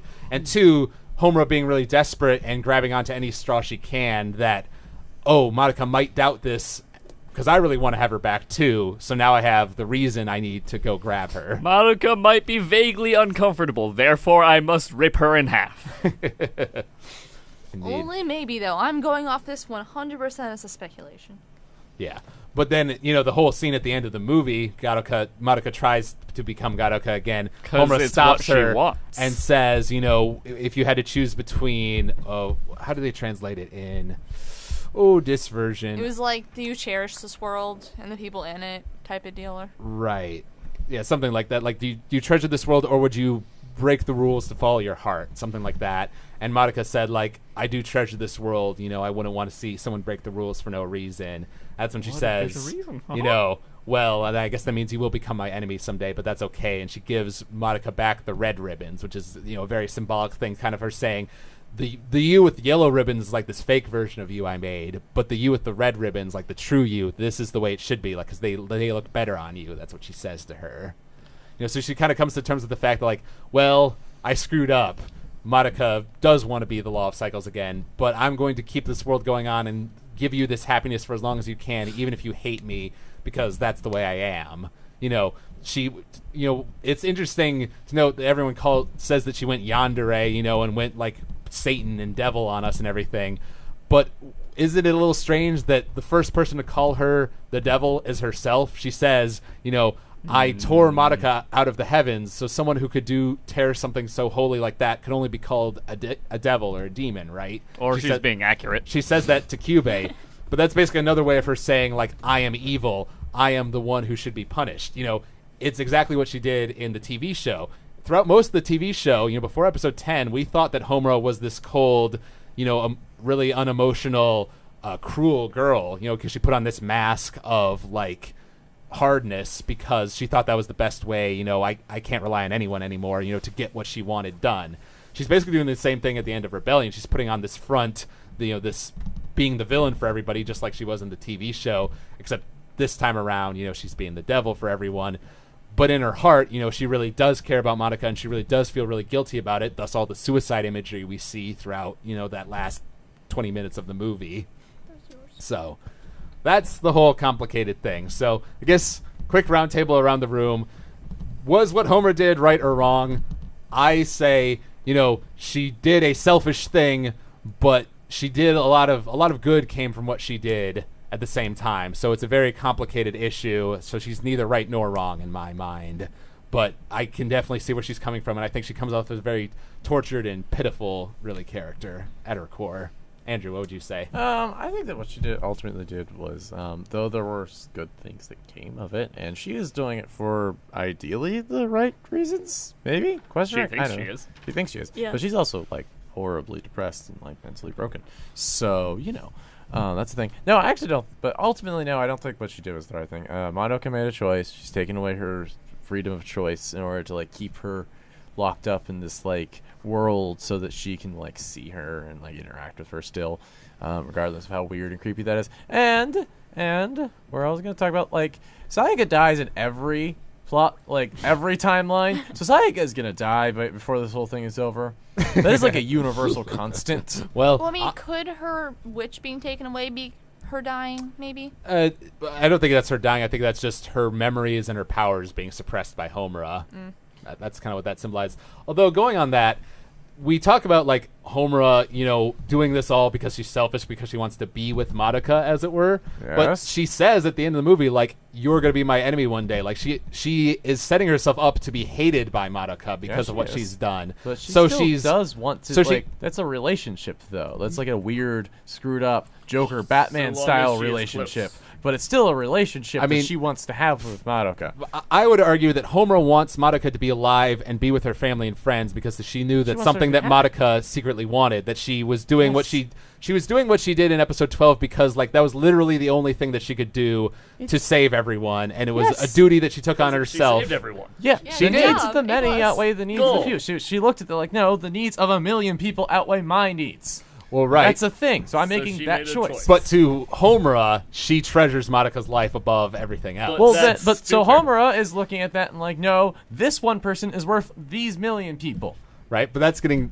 We brought that up with the Ava conversation. You know, is it worth putting Shinji through all this depressing stuff that we Yes. force him through for the sake of all these people? Ava would argue no, that this Oh, is. it wasn't because It wasn't worth it. Ava has that But point. we're forcing Madoka to do this thing that's Because what Mommy describes it as a fate worse than There death is a key in the episode difference there. 12. in that Shinji doesn't get the choice. Hmm. That was Madoka's choice. Shinji was forced into the robot. Shinji was forced to being put through hell. That he did not choose. He tried to choose. He tried so hard to choose against that, but it kept forcing him to make these sacrifices. It kept pulling him back into it. Madoka made a conscious, Yeah, I would agree with logical that. choice. You're right that she made a choice, and that's a good argument. Although it is worth noting, she had two choices. It was that, or like make a wish and become a witch and like destroy everything and make Homer reset the timeline, or like not make a wish and like the witch Walpurgis not kills everybody. Well, then everybody like dies. She made the choice to save everybody. Exactly. But so basically she made a choice, but she was forced in that choice. Like in order to save everybody, in order to make things right, it was the only thing she could do. It was her best option, yes, but she still made a conscious choice to do it. Like she could have not. She could have like let everybody die. Shinji doesn't care about everybody. He really only cares about like the people who care about him. Like he only wants like people. He doesn't really deeply care about the world other than like the tangential. Yeah, I don't want the world to explode because no duh. I don't want because I'm one of the idiots who lives in it. Exactly. But she makes a choice. She stares at us like, no, these are my options. Yes, I feel like I should make the choice to save everybody, but I'm still making that as like a life choice. Way to be clear. There I it is. tried to Versus force- Shinji, who was like forced to do that. He was forced. There was no choice for him. Gendo put him in the robot and said, do this, or I'm going to hate you forever, and the world's going to die. Son, I'm disappointed, but I've always been disappointed. And It'll I will always So not it's disappoint. nothing new, and I will never not be disappointed. It is also worth noting, though, that like Homura has made a world that is like better for everyone else too, like who's living For now. For Yeah, now. for- Well, right, and if Homer's world like starts falling apart, then yeah, that becomes less of a, that becomes a less good argument. But as of right now, Sayaka and Kyoka are able to be together, which is clearly something Sayaka wanted. Sayaka cries as soon as she sees Kyosuke and Tomi because she missed them so bad, Yeah. and she wasn't able to see them being a part of the law of cycles. So she's giving this happiness to her, giving this happiness to Mommy she's too. giving that happiness to her, but Sayaka's still not happy here because she still was mad. She was still very visibly upset at Homura for what she did. She was, but then her memories are starting to get erased. Well, yeah, so- but also That's also forced. yes, because forcing her to erase her memories of the poor choice, of the bad choice that Homer made, is super good. No, you're right. Well, there's some argument to even suggest because Homer is such an all-powerful being, maybe she like let Sayaka have her memories for that little bit so she could scold Homura because Homura does feel so guilty. Some people say that too. Gretchen, what would you say about Homura? Oh, I'm so conflicted now. That That's what this movie that's does to like- people. I see where both of you are coming from, but I feel like I still mostly see her as pretty selfish because, like, I don't know, it's just who Madoka is. She's just like a selfless person, whereas I see Homura as like selfish. Mm-hmm. Well, there's definitely that whole selfless versus selfish love dichotomy Yeah. going on between the two of them. What would you say, Clara? There's a phrase that I feel can sum up a lot of what Homura did in the anime and most of Rebellion is that the villain is a hero in their own mind. So That's a good while, like, especially because you mentioned, like, throughout the series, we think Homura is cool, blah, blah, blah, words, cold-hearted, very angry, cruel person who's only trying to interfere with what everyone's doing and stop Madoka from being a magical girl, giving her this whole, like, well, why? Maybe it's for a good reason that I should be a magical girl then. It's that whole, like, you can't have something so you want it. if she would have just told Madoka, that would also be a different story. But she thought whatever she was doing, despite what others also felt, was correct. And that's 100% the ending of Rebellion. She changed the world because she thought that it was good. And even Madoka was like screaming, "You're tearing me apart, don't do this." Like, You're tearing me apart. Yeah. Someone must have like edited she that was in there, obviously right? very distressed, so yeah, that wasn't a good thing. And that was literally, like Andrew said, that was tearing someone away from what they're supposed to be. Like, she made that choice to be Garuka, and if she wouldn't have done that, she would have never known about Homura's feelings, because she, of course, isn't going to tell her, because that wasn't already obvious from the millions of times she went back in time and never told Madoka how she felt, or explained herself, like, ever until it was already in the end. No, because she found out really quickly that she did try to explain. Wasn't there a few timelines where she's like, yeah, there's this thing, it's going to be a big problem, and then like, Well, that was they had later. no That was like the one where Mommy killed everyone. Yeah, that was the Yeah. dark. Yeah, after that time, that didn't turn out well. Yeah, after that timeline, she stared at this like, no, I have to give them up to make this work. Right, Yeah. but like, while it was really good that she gave everyone a life and didn't like leave Sayaka and Kyoko and everyone who was like canonically dead, it was still, like I said earlier, it was still pretty much just so she could have Madoka. That was the trigger and that was the outcome. And which is, she stops Madoka from becoming Garuka again, so it's like, I still have a hold on you and you are mine. And like, probably the one creepiest thing is just because of how Japan works. You don't just call someone by their first name when you first meet them. And though Homura knows Madoka doesn't know Homura, so she goes up and goes, "Hi, can I call you by your first name that is reserved exclusively for very close friends?" And Well. Madoka goes, "Okay, because I'm an okay person, and I'm not going to tell you no because that's rude, but I'm a little intimidated." But you have to remember, Madoka did that to Homura back in episode 10. She said, "Can I call you Homura?" And Homura was really nervous about it, but said, "Yeah, sure." Right, but the way Homura did it was Well, yeah, very it's forceful. creepier. It For was sure. it was very unnerving. If that would have happened to me, I would have been like, "I'm never talking to you ever fuck again. off. Bye." So. I do think something you said there is like at the key of all of this. Like, if you look at Madoka Magica as a whole, it's basically a series of events of both Madoka and Homura fusing to be the weaker one in the relationship. Back in the very first timeline, Madoka was the one who saved Homura. Then Homura wished, "No, I'm going to be the one who protects her." You know, and then like there was like a couple timelines where they were like kind of equal, but then Homura got to the point where she's like, "No, I'm not going to rely on anyone anymore. I'm going to stop Madoka from becoming a magical girl." So then she becomes the one who's like in control of the relationship, like trying to protect Homura, or trying to protect Madoka forcefully through her own actions. Then Madoka does the same to Homura at the end of the TV show. She becomes the dominant one in the relationship and denies Homura her wish. Well, see, and then the Homura thing- does it again here at the end here. The thing with that, though, is that Madoka didn't make her wish directly resulting about her feelings for Homura. Like, blah, blah, blah, showed up and decided to ruin everything. And it was shown to have an effect on the real world, too, because everyone was going to, like, tornado shelters. While they probably couldn't see the witch, the effects of the witch were obvious.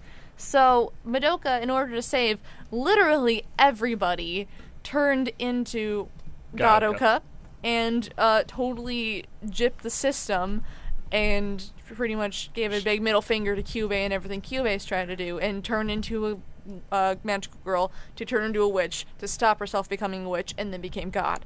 Yeah. So she completely cheated the system. She And did. made it awesome. But it still leaves Homura being the only one who remembers and being like, "Well, I failed again. I failed to protect Madoka I again. feel like- I feel like the most worthless person in the but world." if But see, there's though- more than one person in the world. Like, there's Not more to to the Homura. world than... I don't care about then Homura. that's back- Homura is a single person. Well, then that's back to her being selfish again, because that's her only thinking of her and one other person. Well, right. Well, but that's the tragicness of Homura's character, because and she's who's to obsessed with say- Madoka. Who's to say that Homura, if taken by Madoka in Law of the Cycles, would not have been able to also join her and Sayaka and Bebe to help other girls? They literally probably could have spent all the time in the world together because Madoka is actually God. So there could have been something there. Like, sure, they couldn't go to, like, high school and grow up, but they would have infinite time together, and Madoka would be conscious of her feelings. So And that have the probably ability would to have been choose. like the best outcome. And Homura goes, no, I'm going to be really selfish and turn into Satan. GG. Here are my black wings. I'm obviously the angel of death.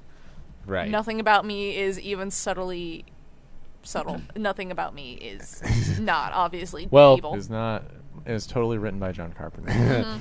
But then, like we said before, we're leaving Kyubey unattended to go ahead and try to stop Madoka again if Homura goes with Madoka. Well, the thing, though, is that Then Homura was the only one in that massive amount of despair, and the only reason that Kyubey was able to get that close is because Homura was like that. So if Homura was able to leave, like she was really supposed to, like following everything that happened in Rebellion, all the Kyubeis were gone at that time for now, and then she would have just gone with Madoka and been okay. And unless another magical girl had an obscene amount of despair and Kyubey happened to be there, but at the same time, It's worth noting what Kyubey did wasn't directly tied to like Homura being super full of despair. It was just put this isolation field around the soul gem that's like on the verge of becoming a witch, but I'm going to catch it like right before it does. Right. So then Madoka's going to want to come down to get it, can't, and so we'll have to go inside it, and I'm going to lay this trap for her inside it.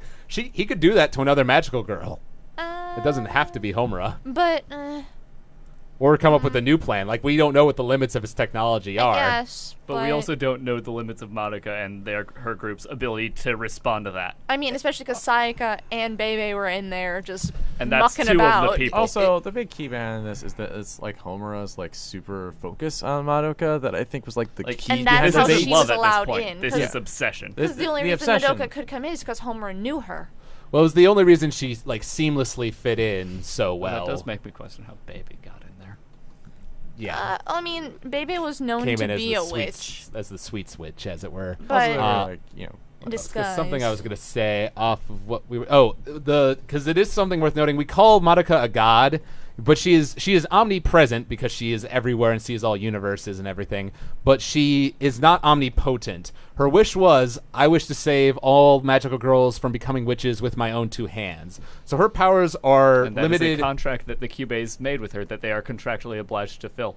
Well, it was fulfilled because it's the magical girls' contracts aren't fulfilled by Kyubey's power. Because if they were, he would have stopped that wish from happening back in episode 12. The wish is actually powered by their own emotions because emotion is power in the Madoka universe. But he can't go against the contract he made with her if she is not Well, able to no, actually, save no. every witch. Actually, that's not true because that was a contract made in a previous universe, so they rewrote the laws of reality. And when you start doing that, you get into weird territories about like what you Yeah. are bound by. Yeah, I mean, he's not bound by anything. And Madoka is limited to being able to save magical girls from despair. And then clearly we've learned from Rebellion that she can like send, parts of her soul gem, because that's basically what like Homura or Sayaka and Bebe come into like her soul gem world of her own, like that's heaven, and came out of that to go into Homura's soul gem, to do the things in the movie.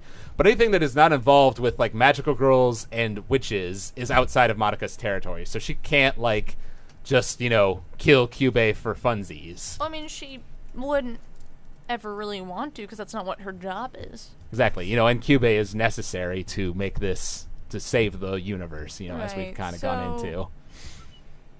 All right. Pete, why don't you give your thoughts? I have said everything that I have to say. Well, wait a minute. Homura is not in love. She is obsessed and is creepy. like way past the appropriate level of behavior. I don't care if she thinks she is doing the right thing, and I don't care if there's a modicum of good that comes out of what she does. She is consciously taking choice away from an entire planet by altering the laws of reality and taking away and like deciding this is how life's going to be now. Because I say so. Indeed. Indeed, Madoka also does that, but she is doing it in a way that offers people more choices and avoids the, now I die and live in terrible suffering. It's true. Although it is worth noting that like what Madoka's sacrifice did, like she took away character development from some characters because of what she did. Kyoko had her big moment because she And then they will sacrificed. become different people. They will Kyoko grow up to be different people. Kyoko sacrificed herself for Sayaka, and that was like the big moment of growth for her. That's undone by Madoka's wish. So like, Well, they're still friends, I They guess. will grow up to be different people. I mean, if they and don't adults. become friends, then that's just that universe, I No, guess. actually, Like, that's not true, because Sayaka still dies in every Probably. universe. yeah, So. so Yeah. Sayaka still dies in But the end. just the point being that like Madoka's wish also like does reset some like character relationships, and resets some like growth that happened as Homura's does as well. You know. I mean, but that was all also like the first part of Madoka, which was just suffering.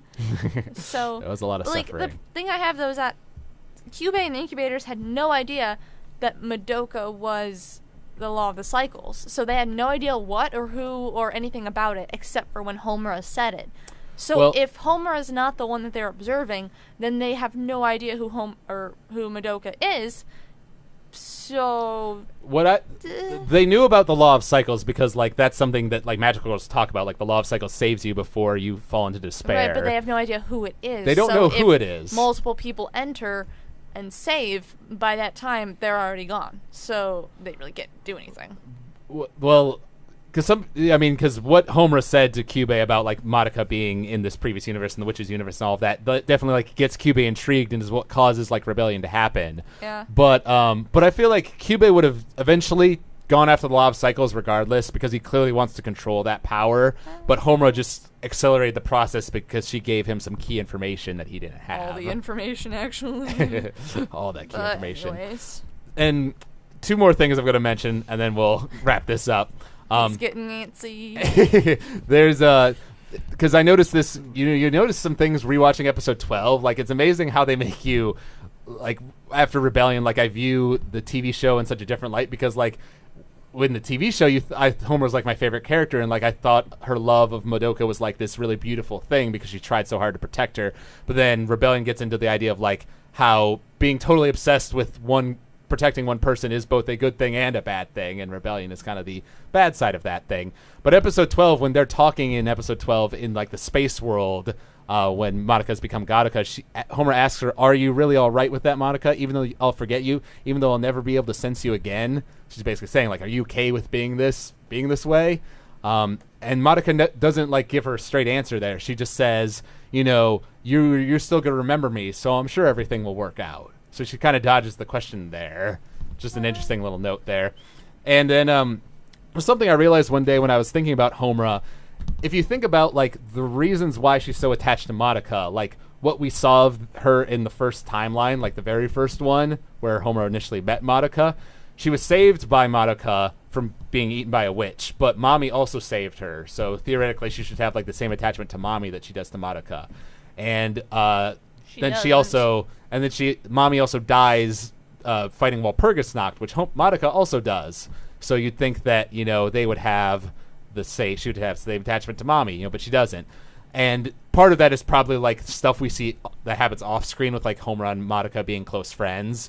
But just based off of what we see, like that is specifically revealed in episode 10, the only thing that Madoka does that like makes Homura really admire her is the fact that she compliments her name, says like Akemi is flame, so it sounds cool, So that's like what this entire series is built on. The fact that Madoka complimented Homura's name is like what inspires this whole series of events. So just an interesting way to look at it, and just an interesting reflection of like how pitiable Homura really is at her core. Like she's such a depressed character. So that's our thoughts on Madoka Rebellion. That was some good analysis, some long talk, good discussion. Oosh. But this is like one of my favorite movies because I love debating it with people. Madoka It's a lot of fun. suffering. There is indeed a lot of suffering. Yes.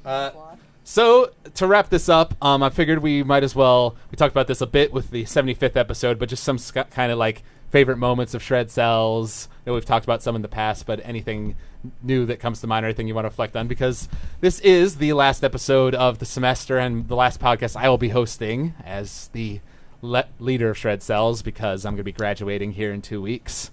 So very sad. And overall for me, like, this is definitely one of the things like I'm most proud of, like graduating from college. Like I never would have expected freshman year that by senior year I was going to have 78 episodes of an anime podcast where I'd hosted every single one, And we've had like a lot of fun times, doing the Madoka trips, doing the fun podcasts we've done like on Korra, Korra, like the yes. Clara cast on the dear. Anohana Oh, episode. God. That Or no, that was the Pokemon Heroes Pokemon episode. Heroes. I remember that one. That Yeah. was my. The Ava, that was my the podcast. episode, the Kill la Kill the Ava episode, the finale of Korra. That was a lot of fun. Yeah. When I saw my precious baby in Psycho-Pass definitely not die because he's not dead. Right again. before Yes. the podcast, so I was distraught the whole time. All of the many songs we've Remember done. that. I was so uncomfortable. You know, the time that Andrew said his third favorite anime was Angel Beats and Matt Matt started almost That bleeding. was a died. sad day. I'm better now. I fixed it. The list is much I more got comprehensive to videotape now. you guys singing Soul Eater. Indeed. You I know. saying Spooky Boogie. Spooky Boogie. Oh, Yeah, yes, it I is. wanted you to say it last podcast. There it There is. you go. Had to be said. Uh, Hope you find your dad. Hope you find your dad. Remember when you used to try to teach us Japanese? Yeah, that didn't last. We said Megane. That's glasses. Yeah, Megane is glasses. There There you it is. go. That is your fact of the day. There is I know. Japanese corner. Andrew, any fond memories? I reflected upon the Ava one. That's enough. It was tiring to get past that. Gretchen, how about you? I really liked Kids on the Slope. I think that's probably one of my favorites that we did. Yeah. That was a good one. The I remember definitely that. not shown I still in remember. I still Yes. listen to that theme song. 'Cause that theme song's still It on. was such a Yaoi. cute show. It was so like unique. First I liked episode, it. they hold hands. Love Triangular Prism. Yes. That's your favorite phrase, after all. I love that. That show gave me so much. Indeed. Clara, I mean, you've talked about I some of mentioned them. a lot of them. Soul Eater getting hit in the face with a bottle cap. That was a thing that happened. My Pokemon episode, which I pushed for when I finally got you to watch Clannad, and we all Yes, suffered together. Clannad I podcasts were remember fun, that. too. That was my greatest achievement because that's all I wanted is to watch Clannad on this Because podcast. the first one was all wait for after story. God, just No, like that Code was going Geass. to be my next. That was going to be mine. Just the episode where literally everything everyone said was just wait till after story. It's like, yeah, we were not impressed by this part, and it's like wait till after story. I'm like, okay. And then Why? after story you said the happened. same thing during Code Geass during the first Because part. it wait It was for like, Ardu. wait till Ardu, and I'm like, I know, but we're talking about this show.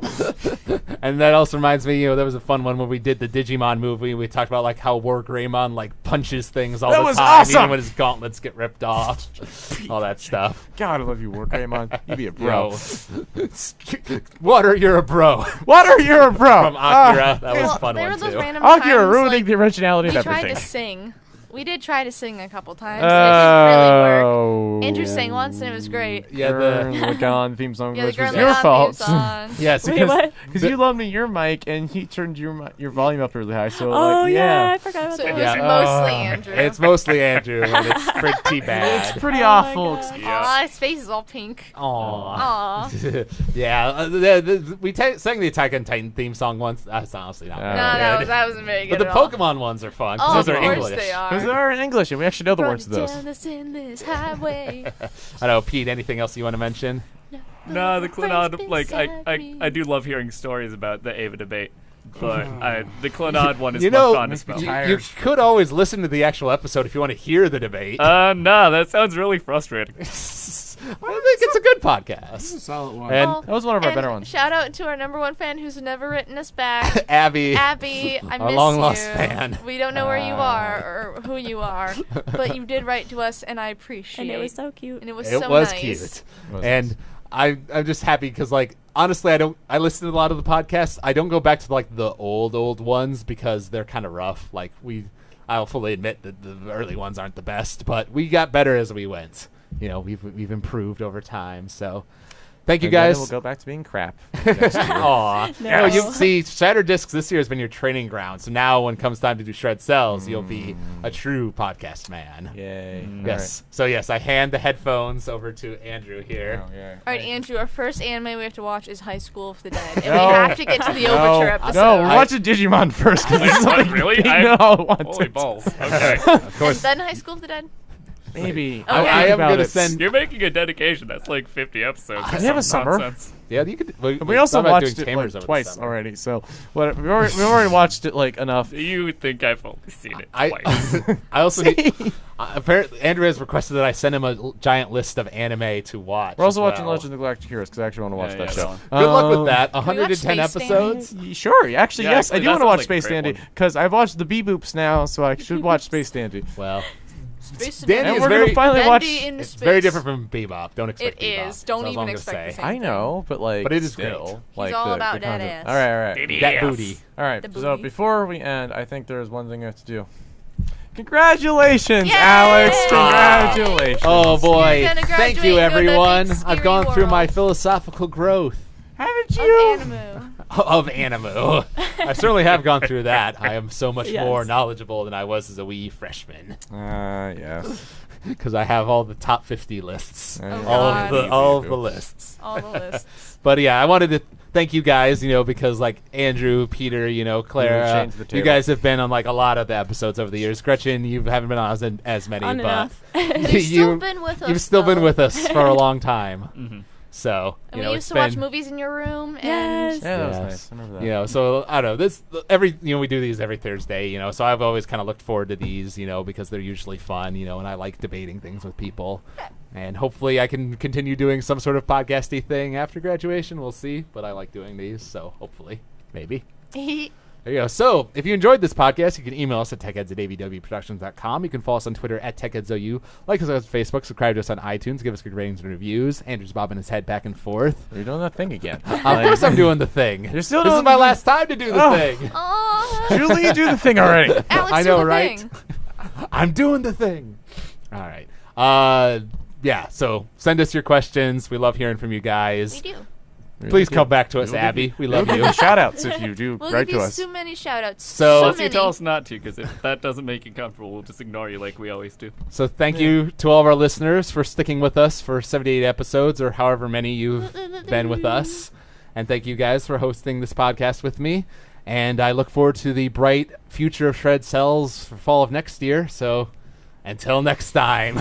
Bye. Bye. Bye. This product is copyright AVW Productions 2000.